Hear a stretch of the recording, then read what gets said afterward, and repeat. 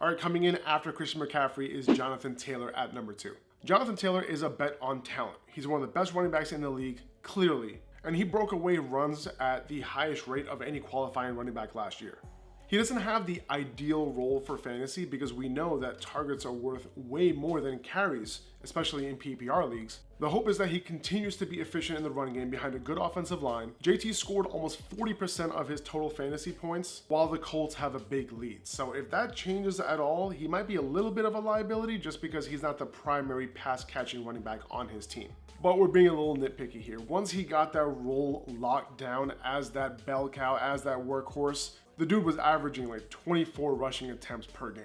He was seeing 80% plus snaps at times. He was seeing 90% plus snaps at times down the stretch. And with Matt Ryan at QB, we might see a little bit of improvement in the offense. So JT can maintain that prolific goal line role that he has. He had 18 touchdowns last year. He had 30 carries inside the 5-yard line that led the league by far.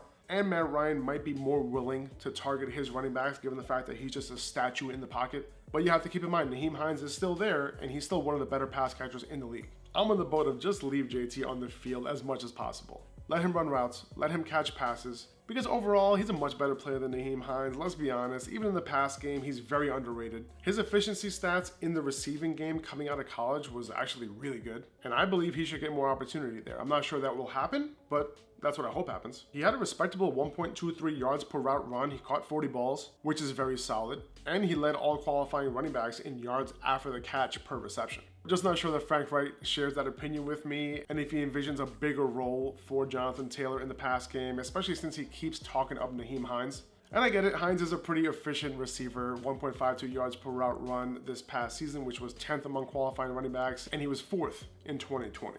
But JT's bread and butter is in the run game. He was only 2nd behind Nick Chubb in yards after contact per attempt last year, but he was 1st in most missed tackles forced.